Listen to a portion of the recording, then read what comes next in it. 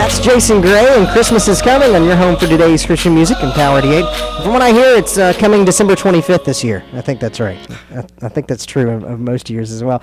2 minutes after 4 o'clock on WVHY-FM, Mobile, Pensacola, Power 88. May not feel like Christmas, though. 65 degrees outside, partly cloudy skies. So glad you've chosen to join us here on your home for today's Christian music. Have a special guest in the studio right now, and I'm so happy that Michael Bradley has come to hang out with us for a little bit. How are you doing, man? Good. How are you? I'm well. I want to introduce you real quick. Now, if you have been in the Grand Bay area and heard about this house that does a whole bunch of Christmas lights, is that a good way to putting that? A whole bunch. A whole bunch of Christmas lights. More than 10. No, I'm kidding. He is the gentleman that has who started that and has put all these Christmas lights on his house for, this is what, the 7th year? 8th year? This is the 8th year. 8th year, okay, of doing this as well. And if you've gotten down there, you might have seen the lights. It's just an incredible show. It was actually on the news last night. Fox 10 interviewed you as well about this. But I would talk about this for a little bit. Now, I'm again really glad you came to hang out with us for a little bit and talk about on lights. Now, one of the things I think about when I say all these Christmas lights put together is how long did it take to be able to put all those lights together, and not just that, but have the music and things like that going? Well, to start with, building the props, we worked on it all year. My dad and I, we swore off golf the first year, and instead of playing golf, we'd go out in the shop and we'd build Christmas displays. Mm-hmm. You know, we built the trains, the elves, the little trees and things like that. So can't really count that time. The first time you program a song, getting the music sequenced to the program and deciding what light's going to go, it probably took me 3 or 4 hours per minute of song just to get where I was in the right ballpark for saying I'm happy with that. Then you have to keep adding. Everything you add to it takes more time.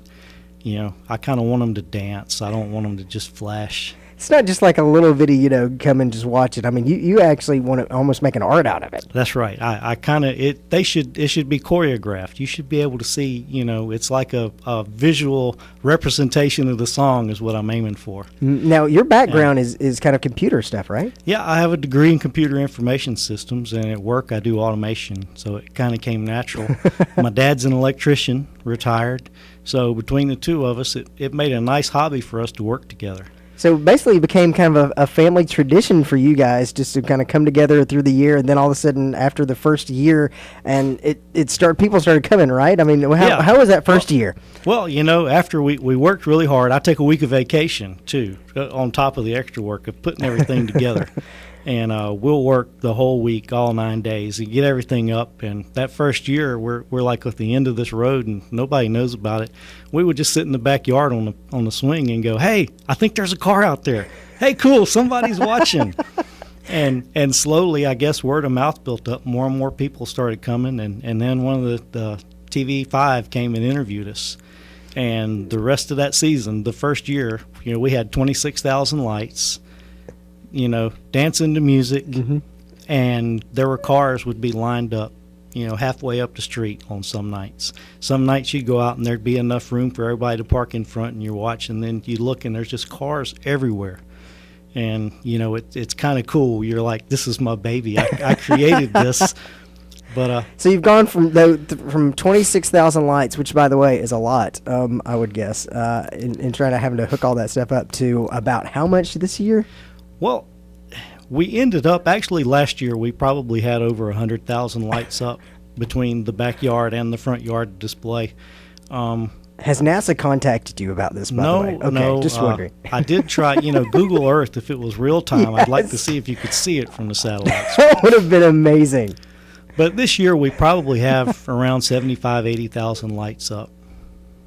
And wow, man, that is so neat. Well, we're going to continue to talk to Michael here in just a few minutes and talk about his connection with this ministry as well. But right now, let's play some of this Christmas music. Here is Born to Die. This is Bebo Norman on Power 88.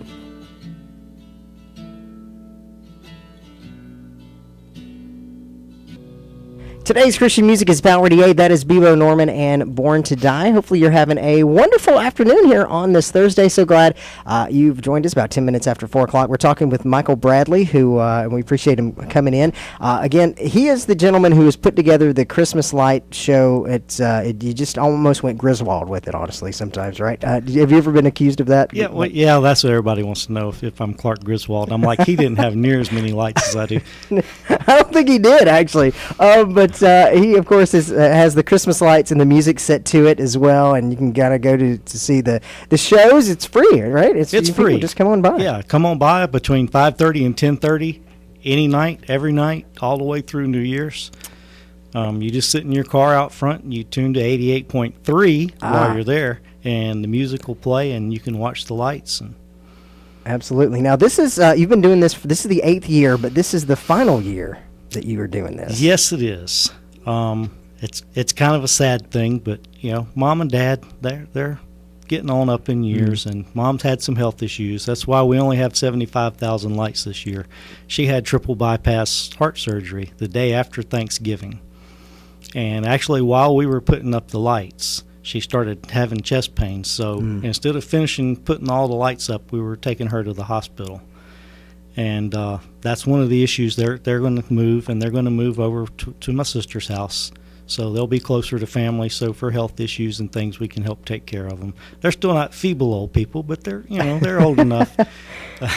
Yeah. Well, I tell you what, we were talking before about some of the reactions as well that you've gotten by doing this, and you actually mentioned, since this was last year, you got a letter from some people about how the Christmas lights affected them. We had a really nice letter, and it kind of makes you realize how long 8 years is.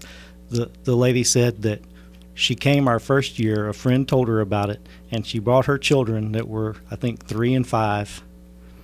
And they watched the lights and loved it, and it's now a family tradition. They come every year and look at the lights, and now those children are 11 and 14, and they've never known a Christmas that they can remember that they didn't come and see our Christmas lights. And so that's kind of sad that it's going to end. We really love doing it, and it's heartwarming to know that you're touching people, because I do it because I like doing it. It gave me a good excuse to visit Mom and Dad. It's something we did together, but it kind of ends up becoming, it's like, gee, I have a responsibility to put on a really good show, because this is people's Christmas, and so that means a lot to me to know that it actually reaches people. And you've not done the same show twice, right? I mean, each year you every year I try to add something. We build more props, we add more lights. This year, sadly, it's basically about the same show as last year, because all the new stuff was going to be the stuff I added at the very end. And we were at the hospital, but yeah, we try to change it up every year. There's some parts of it that you just gee, that's the core, that's the part of the show we like. Or because you get requests for people, right? People will let you know what part you can't cut that out, right? Oh yeah, well, like Santa's Coming in a Whirlybird. That's the song that my mom didn't like the first year, and I played it, and I thought it was a cute song, and Mom didn't like it until one night we hear kids out in the street cheering, and we go and look, and Santa's in a Whirlybird had come on, and these girls are like dancing in the street, and they're singing along, and they know every word. So I'm like, Mom, we can't get rid of the Whirlybird. We have to keep the Whirlybird. And then the Trans-Siberian songs, they're so fast and fun. They put the orchestra with the rock sound to the Christmas songs, and everybody likes that. It's like they were custom made for lights to flash to those songs. And that was really where it kind of began on the internet, right? I mean, it is. That's kind of how we got our start. Was I played with computer control and kind of made my lights flash to music at my house, but nobody could see them because I live at a dead end road behind a fence. And so I'm sitting here watching my own lights, and Mom saw a video on the internet, one of those first years, the one everybody saw with the little tree that looks like it was spinning back and forth. Yes. She says, why don't you do that? I'm like, well, I probably could, but, who would look at it? She says, well, come put it at my house. Like, that was a good challenge, and it gave us something to do. It was fun, and, so that first year, we probably worked at least every other weekend for the entire year. Wow. Everything we have is homemade. Wow.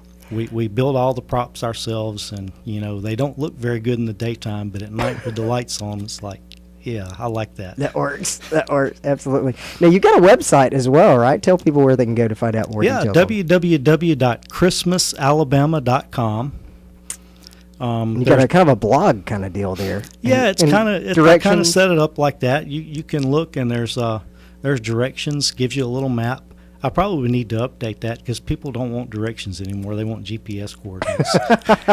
Well, I don't know. There's people like me that will, will probably. But one of the things I intend to do is coming in the coming weeks is I'm going to put more information about the display. Kind of let people know how it worked. I'm not going to be taking the time to build next year's display, so I'm going to use that time.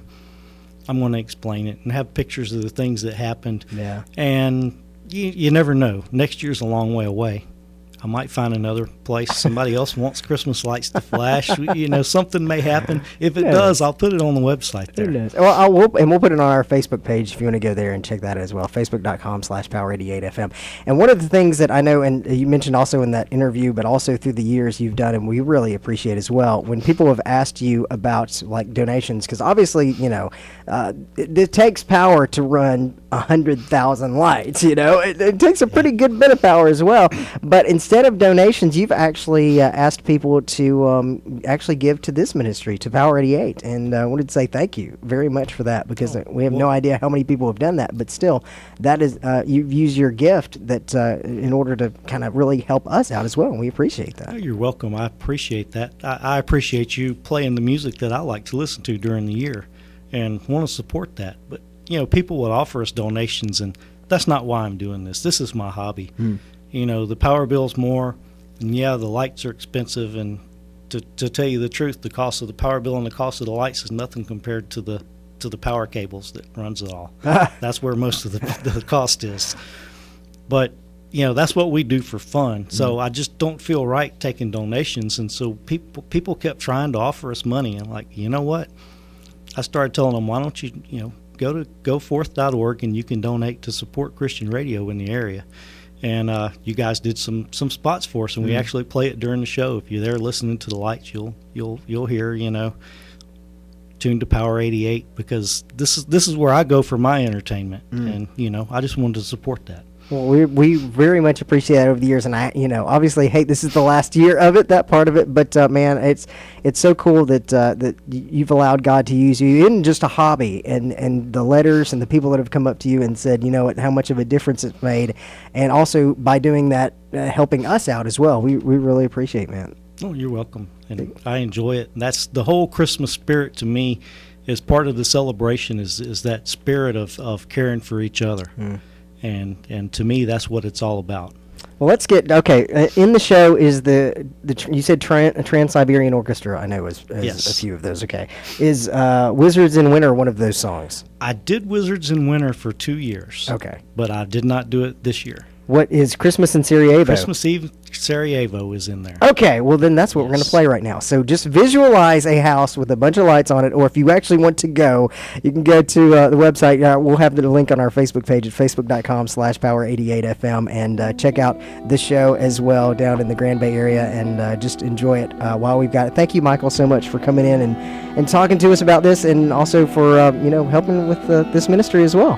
Well, thank you, and thanks for letting me come.